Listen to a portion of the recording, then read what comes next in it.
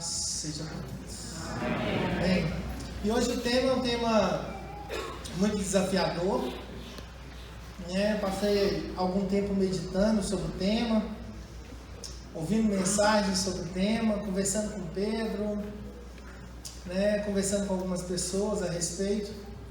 E tenho certeza que Deus vai falar conosco, amém?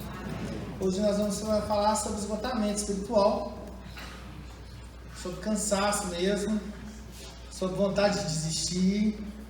Nós vamos falar um pouco sobre a nossa humanidade, E para mim é algo é um assunto muito complexo, mas eu peço a Deus que, do jeito que Deus ministrou no meu coração, Ele fale com todos, amém? O texto está lá em 1 Reis 19, a partir do verso 1. 1 Reis 19, a partir do verso 1.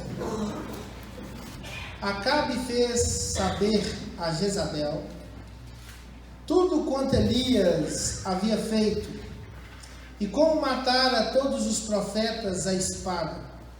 Então Jezabel mandou um mensageiro Elias a dizer: faça-me os deuses como lhe aprouver, se amanhã, às estas horas, não fizer eu a tua vida como fizeste a cada um deles.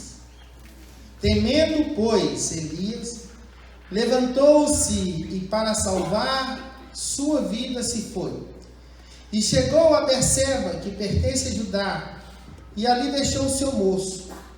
Ele mesmo, porém, se foi ao deserto, caminho de um dia, e veio e se assentou debaixo de um zimbro, e pediu para si a morte, e disse: basta, toma agora, ó Senhor, a minha alma, pois não sou melhor do que meus pais.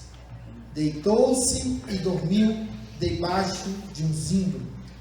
Eis que um anjo tocou-lhe e disse: levanta-te e come. E olhou, e ele viu junto à cabeceira um pão cozido sobre as pedras e brasas, e uma botija de água. Comeu, bebeu e tornou a dormir.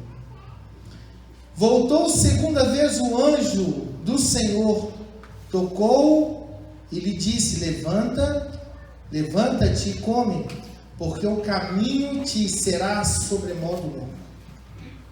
Levantou-se, pois, comeu e bebeu, e com a força daquela comida, caminhou 40 dias e 40 noites, até Horebe, o monte de Deus. Amém? Pode deixar as Bíblias abertas, curvem as suas cabeças. Vamos orar ao Senhor mais uma vez. Deus, em nome do Senhor Jesus, Pai amado, é a Tua palavra, fala conosco. Deus, queremos ouvir a Tua voz. Pai amado, do nome de Jesus, o Senhor conhece cada coração. O Senhor conhece, Pai amado, cada luta. O Senhor conhece, Pai amado, meu Deus, cada lar, cada família, cada medo, cada dúvida.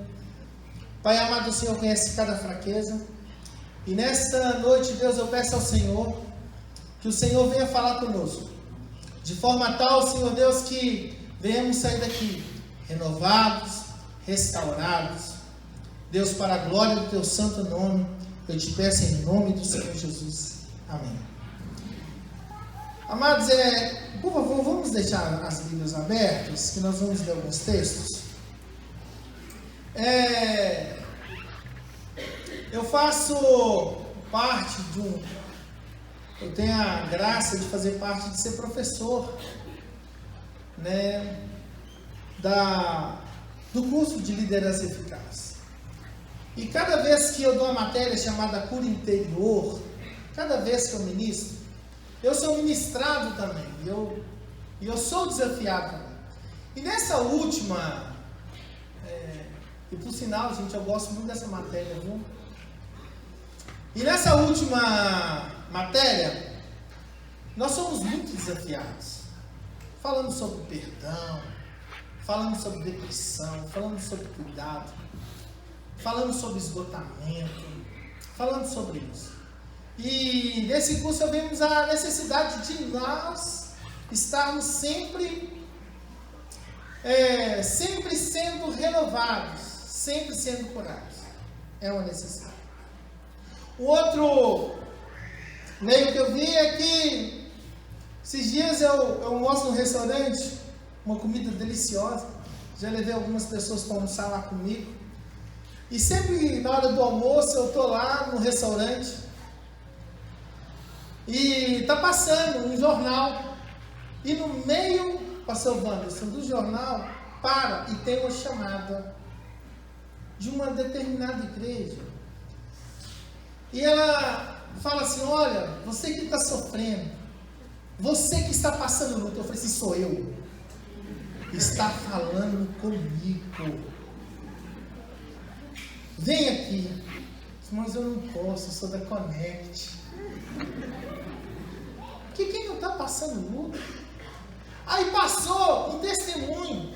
Um testemunho, gente, eu não duvido, nem desacredito. Eu não concordo com como é pregado. Eu acredito que Deus cura sim, que Deus prospera sim. Tudo para a glória dele. Para a glória dele. E postou um testemunho de um rapaz, um senhor. Ele falou: olha, eu cheguei aqui, eu estava nessa situação, morava na rua, morava de favor, eu comecei a fazer isso, isso, isso.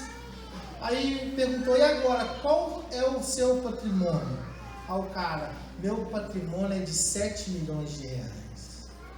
Eu falei: não, cara, eu quero. Tudo bem, vitória, mas quando vem a derrota?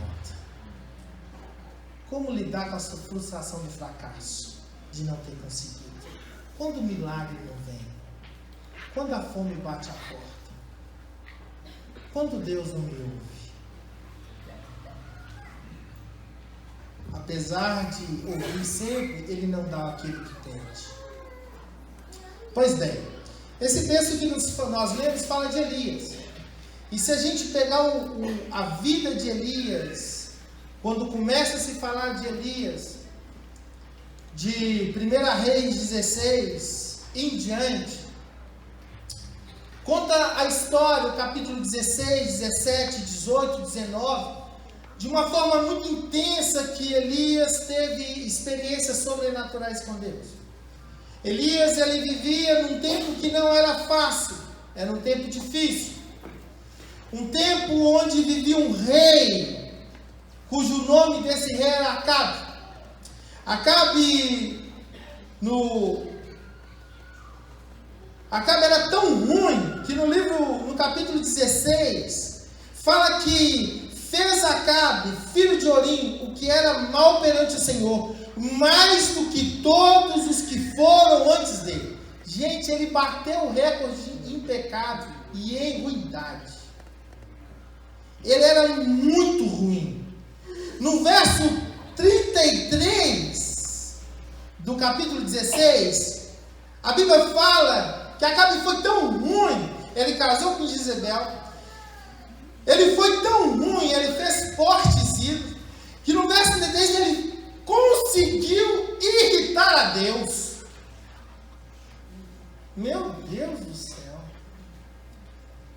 E é nesse contexto histórico, nessa condição de um povo idólatra, um povo que se prostituía, um povo que tinha esquecido de todas as alianças que tinha feito com Deus, de todos os milagres. Esse povo agora idólatra, Elias é levantado neste meio e começa a pregar. Elias, numa cidade de Tisbé, uma cidade pequena, que não tinha quase significância nenhuma, Deus levanta Elias. Um primeiro ponto que a gente podia colocar aqui é que Deus ele não precisa de estrelas. Deus não precisa de estrelas. Deus precisa dos disponíveis. Deus não precisa daquele que faz a oração forte. Uma vez me perguntaram se tem oração forte. Eu falei, tem oração. Não precisa. Precisamos dos disponíveis. Aleluia. E trazendo para o nosso contexto aqui, Deus te levantou na sua rua, no seu bairro simples, para marcar a história de uma sociedade corrompida através das células. A Vanessa um dia falou que Deus confia um bairro através de uma casa. Deus precisa de pessoas simples que se disponham. E Deus levanta Elias assim. E Elias, a partir de então, ele começa a pregar. O seu nome significa Jeová é Deus, o Senhor é Deus. O nome já dizia tudo. E a partir de então, ele começa a pregoar. Capítulo 17. Elias, ele chega perto de Acabe e fala: Acabe, segundo a minha palavra, não vai chover. Né? Que autoridade é essa? Ele não chegou e falou: olha, Deus manda te dizer que a partir de hoje não vai vir orvalho. Ele fala, segundo a minha palavra. Ele poderia usar um jargão pentecostal que falava: Deus, se eu tenho crédito contigo aí no céu. Ele simplesmente falou, e a palavra dele se cumpriu. Se cumpriu. Deus honrou a palavra de Elias.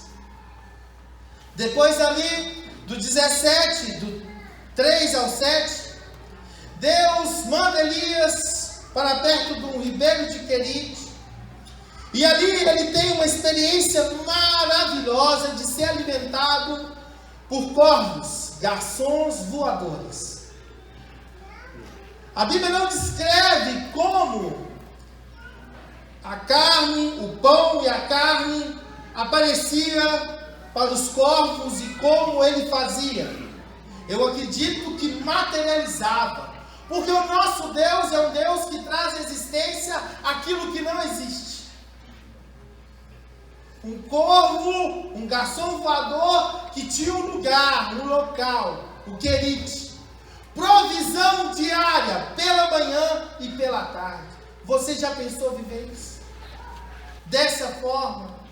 Apesar que todos nós aqui, nesse domingo maravilhoso, um dia corrido, na inauguração dos pequeninos, mesmo assim nós tomamos um café gostoso.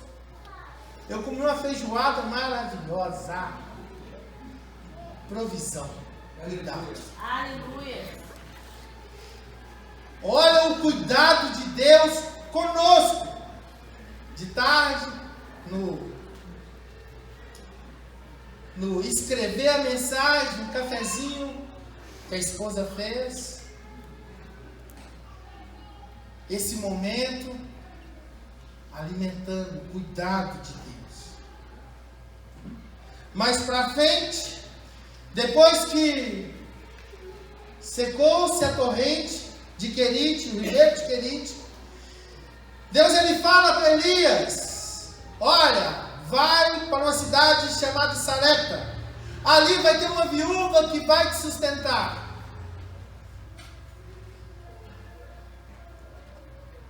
Elias é sustentado por uma viúva. Engraçado que aquela viúva desprovida de comida, ele poderia falar assim: olha, Elias, você vai lá e você vai arrumar condição para aquela viúva e você vai sustentar aquela viúva naquela sociedade. Não, ele fala que aquela viúva queria sustentar Elias. Ele vai para Sarepta. Sarepta significa fornalha. Ele sai do ribeiro, do lugar onde era sustentado. Ele vai para um lugar que se chama fornalha. E a fornalha de Deus, gente, é algo que a gente pensa assim, vai queimar tudo, não. A gente está sendo depurado, a gente está sendo tratado. E Deus, Ele usa aquela mulher para sustentar. Eu fiquei imaginando aquela botija de azeite que não acabava. O milagre é sobrenatural. A farinha, pastor Wander, não se acabava. O milagre, o sobrenatural. Mais uma vez, Elias, sabe, ele tem uma experiência sobrenatural com Deus. Do impossível possível. De algo que não é lógico. De algo que é sobrenatural. Mais uma vez. Nesse inteirinho, o filho dessa viúva falece. Aquela mulher fala, olha, o que eu fiz para você vir para minha casa? Ele ora, e aquele menino, a Bíblia fala que a alma volta para o corpo.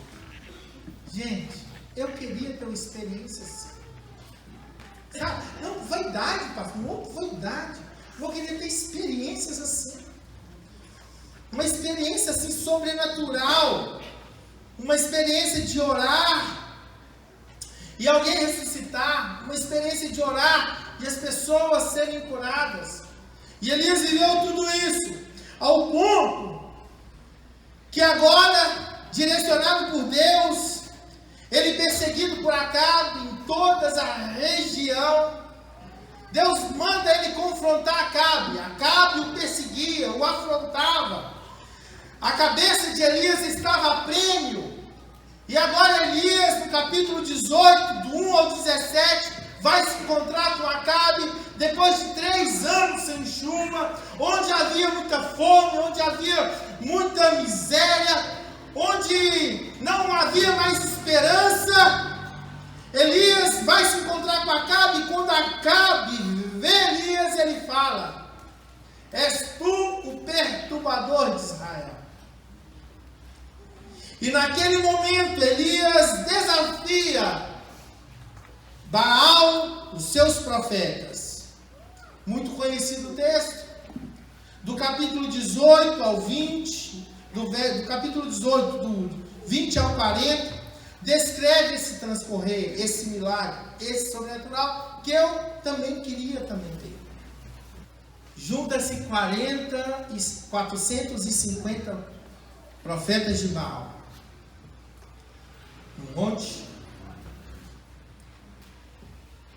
No Monte Carmelo, e se faz um desafio. Olha, aquele que responder com fogo, aquele que Deus ouvir e responder com fogo, esse será o Deus, sabe? Os profetas de Baal começam a clamar.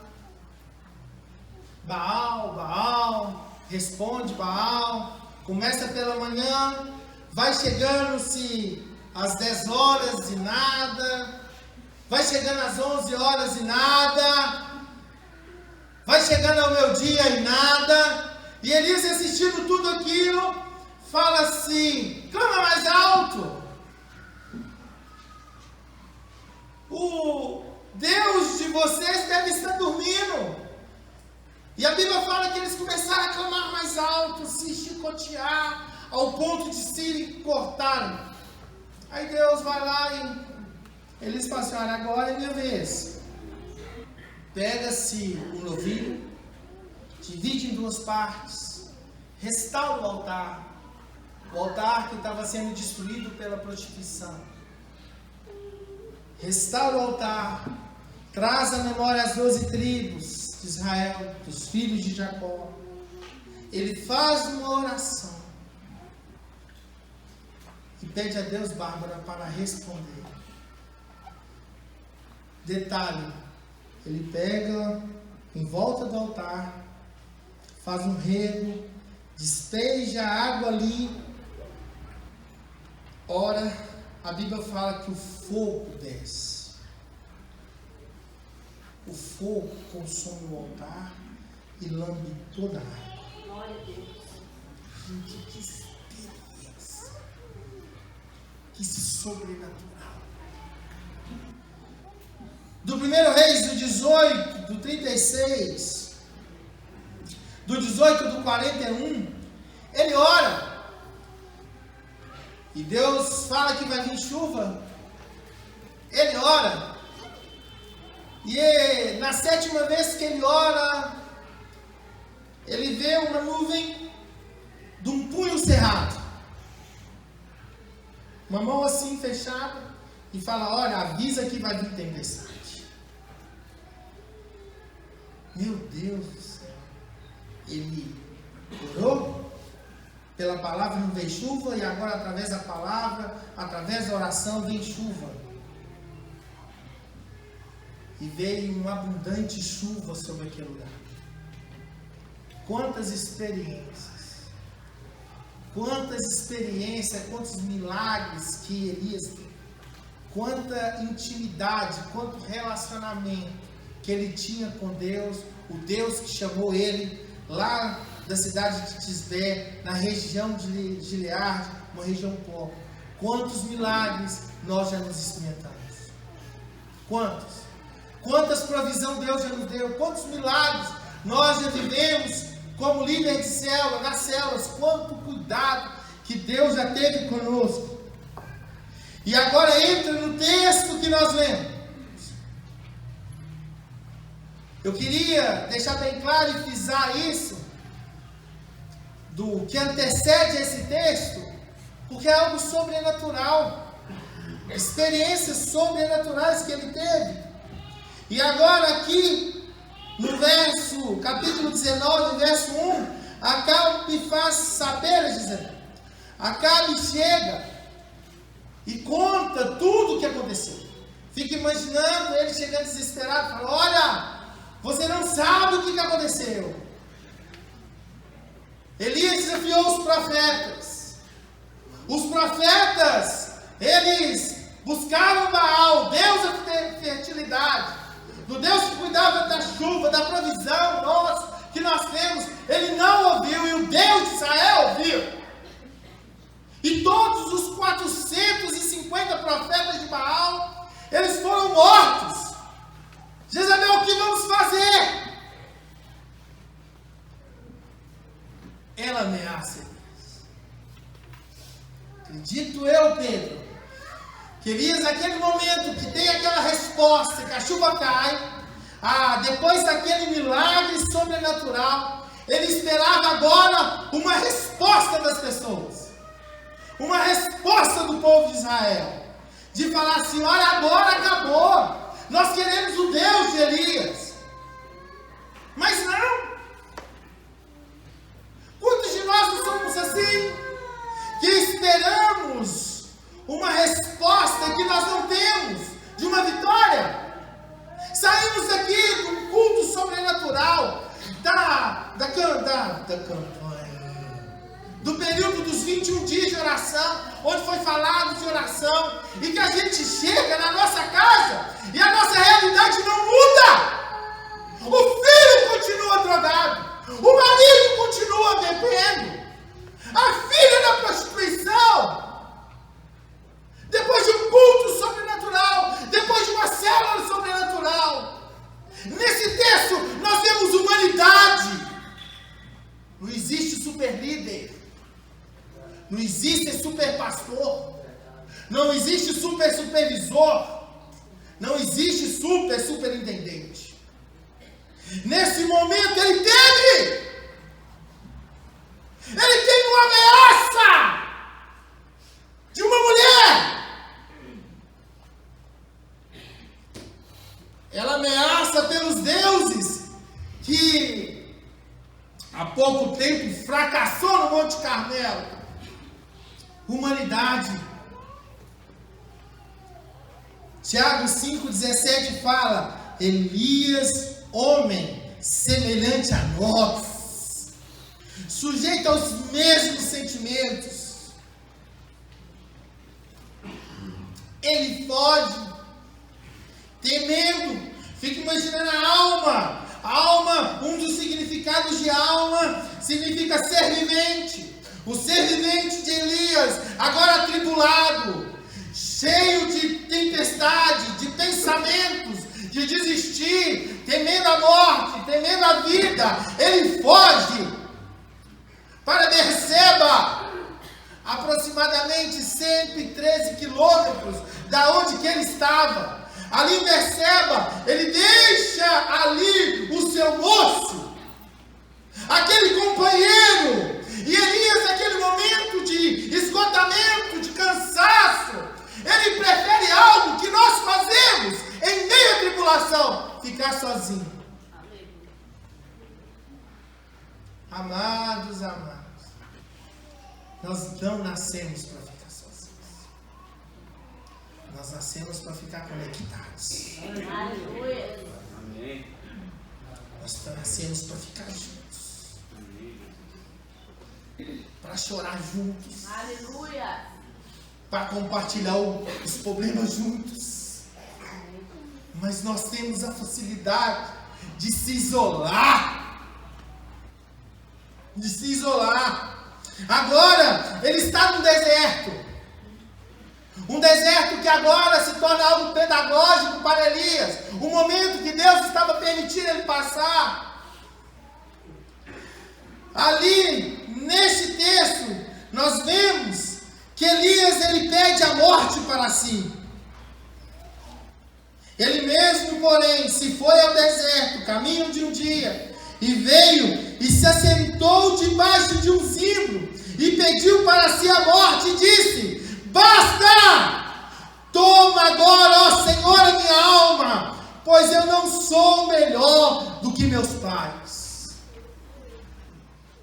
E os milagres, e o fogo que caiu, e os corvos que alimentaram, e o azeite que não parava, a farinha que sempre brotava, tudo isso, ele se esqueceu. Ele foi e ele para. Queridos, tem hora que é momento de parar. Ele para em um pé de zimbro, ali no deserto. Tem hora que temos que parar e olhar ao nosso redor. E ver que nós não estamos sozinhos. Elias para e olha ao seu redor, e ele tem um diagnóstico da vida dele, talvez um diagnóstico falho, daquele momento onde que ele estava vendo só as adversidades, só aquele momento de crise. Até o próprio pé de zimbro podia por si só falar a ele, porque o pé de zimbro, gente, é uma árvore pequena, de pequeno porte, com folhas pontiagudas, que ela tem a facilidade, ela consegue crescer no deserto, florescer no deserto, e em meio ao deserto, a árvore, o pé de zimbro, consegue produzir frutos. Elias podia ver isso ao redor, e naquele momento observar o milagre do pé de zimbro. Mas não! Querido, no nome de Jesus, no seu deserto, no nosso deserto, Deus nos faz florescer. Gente, é loucura. Mas você vai multiplicar em meio ao deserto. Em meio ao deserto você vai ter alimento para dar às pessoas que se aproximarem de você. Ele para. Oh, meu irmão, para. Faz como Jeremias. Traga à memória aquilo que pode te dar esperança. Ele deita. Hernandes Dias Lopes, em uma das suas pregações sobre esse texto, ele fala que Deus foi tão misericordioso com Elias, que ele praticou a sonoterapia. Uma pessoa atribulada, ela não consegue dormir. Trabalhava numa empresa, e nessa empresa, pastores, amigos sabem, eu tomei um prejuízo muito grande, mais de 60 mil reais. Eu fiquei louco. Durante 20 dias eu não conseguia dormir. Eu acordava de madrugada, 2 horas da manhã, pastor Lênin, e virava para a cama para um lado. Isso é horrível. Virava para o outro. Algumas vezes a minha esposa acordava e orava por mim. De ansiedade, de preocupação. Passava 1001 possibilidades de como resolver a situação. Naquele momento de ansiedade, não via, gente, nenhuma condição. Procurava até pelas minhas forças próprias resolver a situação. E quantos de nós somos assim? O Salmo 23 fala: refrigera minha alma, traga paz. Uma vez eu dei um exemplo de refrigerar a alma. É quando você está num ambiente muito quente e você está com muito calor, e você entra naquele ambiente, você está num calorzão, gente. Você entra dentro de um shopping, aquele ar-condicionado, ô glória. Ouvi um glória aí, viu? Eu faço até assim, gente. Eles falam assim, é pobre.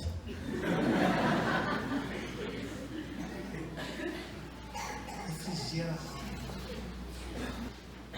Salmo 37:5, muito conhecido, fala: entrega o teu caminho ao Senhor, confia nele e ele tudo fará. Aleluia. Que desafio. Gente, é desafiador demais. Você entrega, toma. Confiança. Meu Deus, será? Será que Deus vai me responder? Será? Confiar da nossa parte. E o mais ele fará. O Salmo 127:2. Essa semana, conversando com Pedro, ele citou esse salmo. Deus dá aos seus enquanto dorme. Enquanto Elias estava dormindo, Deus estava trabalhando a favor dele. Aleluia. Elias, ele então é alimentado. Naquele momento que ele está dormindo, um anjo toca nele. E pelo texto que nós lemos, nós não vemos ele olhar o anjo e falar: não, o anjo do Senhor. Não. Ele achou aquilo ali, talvez não percebeu o anjo ali. Nós vemos ali o cuidado de Deus. Imagine você se um anjo aparecesse na sua frente e te desse pão e água. O anjo toca nele e ele não percebe. Ele só vê ali o pão sobre as brasas e uma botija de água. E ele come aquilo ali. Quantos de nós, em meio às tribulações, ansiedades, não percebemos quantos anjos do Senhor que Deus coloca no nosso caminho? Uma simples mensagem, Pedro. Senti a sua falta no culto. Estou orando por você. E não vemos ali que somos importantes em uma igreja, que é o corpo de Cristo. Nós não vemos o quanto nós somos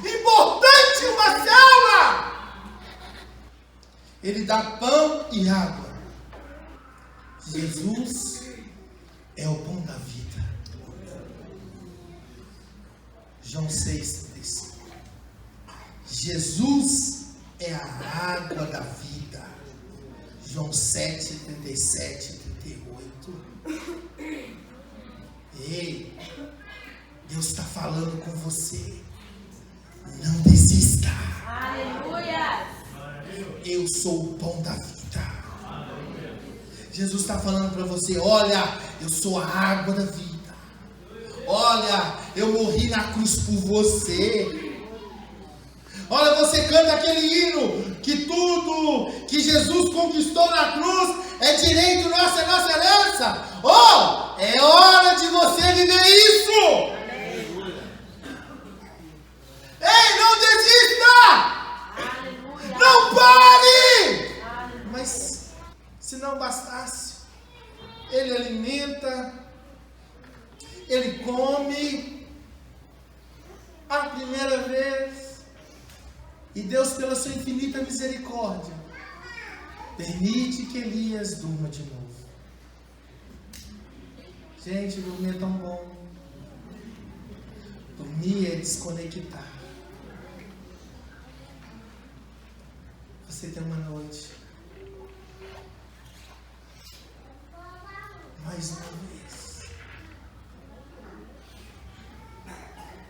Vai descansar. Vai descansar novamente.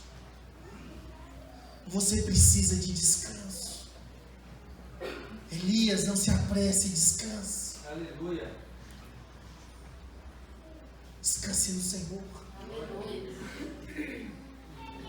Lembra que você está sentado, segundo Efésios, com Ele nas regiões celestes.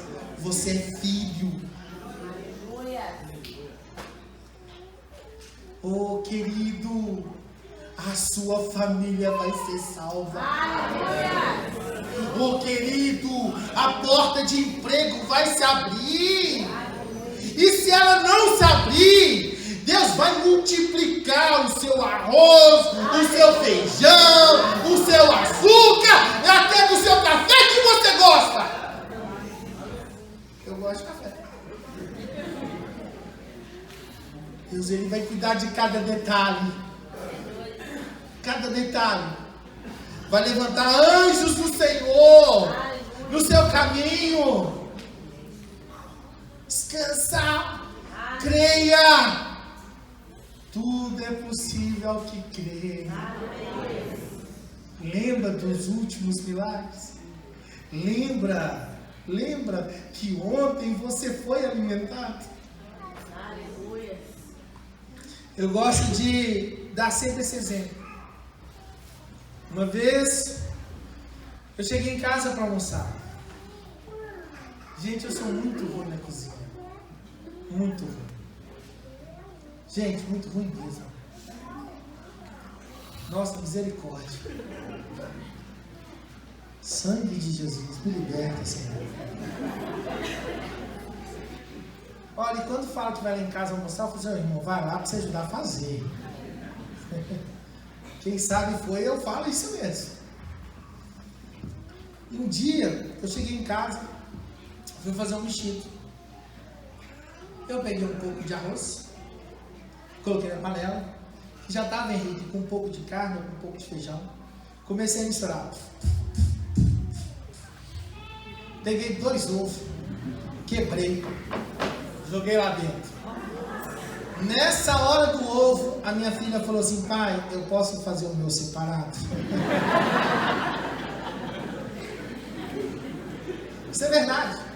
E para completar, coloquei os tomates, os alface, joguei farinha. Tá amarrado. Foi agora roda mesmo. E eu lembro que eu peguei, gente, a comida, virei no prato, e na hora que eu virei assim, ela caiu no prato. Aí você senta no sofá, liga a televisão, senta no sofá, e para desencargo de consciência, que a gente é crente, a gente tem que orar. Não é isso? Eu acho que tem gente que já fez isso, hein? Eu não. Sentei e fui falar assim: Deus, obrigado pela comida. Naquela hora, eu senti a presença de Deus tão forte. Eu comecei a chorar. E Deus falou comigo assim: eu estou te sustentando hoje. Aqui. Com cuidado. Deus, Ele cuida. Aleluia.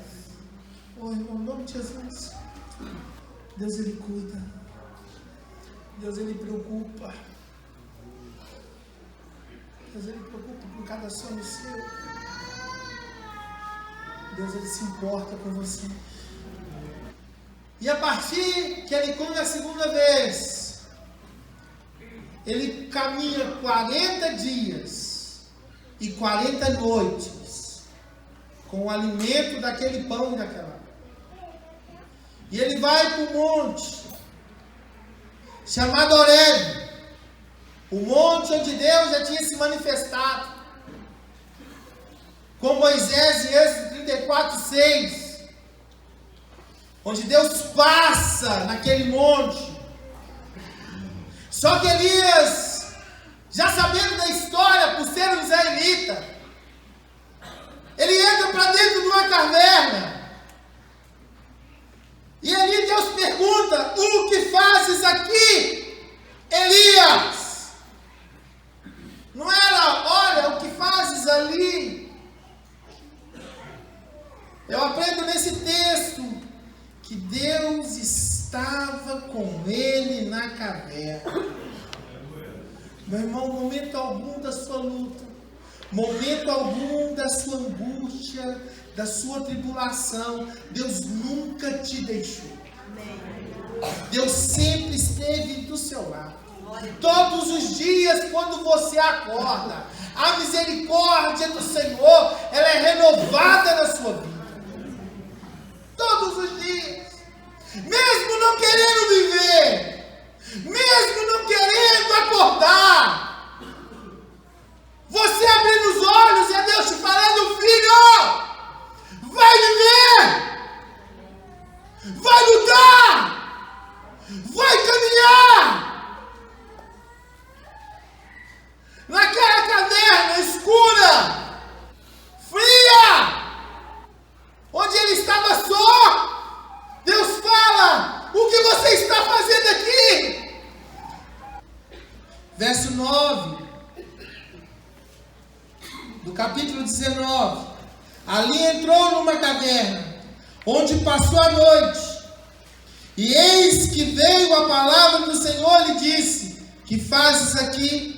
Ele respondeu: oh Deus, tenho sido zeloso pelo Senhor, o Deus dos exércitos, porque os filhos de Israel deixaram a tua aliança, derribaram os teus altares e mataram os teus profetas, e eu fiquei só, e procuram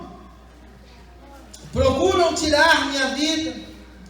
Disse-lhe Deus: sai-te e põe-te neste monte perante o Senhor.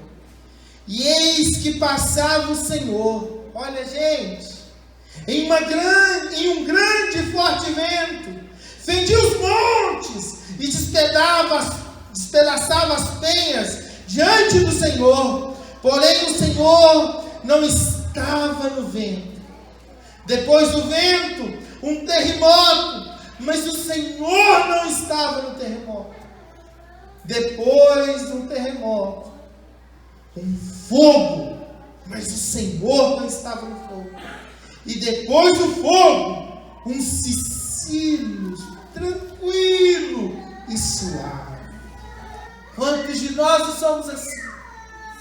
Esperamos algo, um sobrenatural, alguém chegar perto da gente rodando. Eis que te digo, meu filho, tenho visto o seu sofrimento. A gente espera isso, mas numa brisa suave, Aleluia. algo simples envolveu Elias. Aleluia. E Deus falou: o que fazes aqui, Elias? Num ensino suave, num culto, numa célula, numa escola bíblica. Talvez temos assim esperando o sobrenatural. E você vai ouvir: olha, Jesus te ama. Você é amado. Você não está só. Eis que estou convosco todos os dias, até a consumação. Aleluia. Deus está nas coisas simples. Num aperto de mão, num abraço, numa palavra. O que fazes aqui? Olha para dentro de você. Eu olho para dentro de mim. O que fazes aqui? Qual é a caverna que você está se escondendo? E Deus, Ele fala: olha, não acabou. Você vai sair da caverna, mas seu ministério não acabou. A sua vida não acabou. Volta lá e vai ungir. Vai exercer o seu ministério. Vai lá e volta lá. Volta para a sua cela. Volta para a sua casa. Volta para a sua família. Volte para o seu emprego. Volte para a vida. Porque a vida vai voltar para você. Volte para os seus amigos. Volte para o círculo de oração. Volte a viver.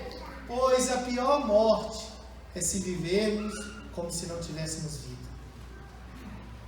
Em nome de Jesus. O que fazes aqui?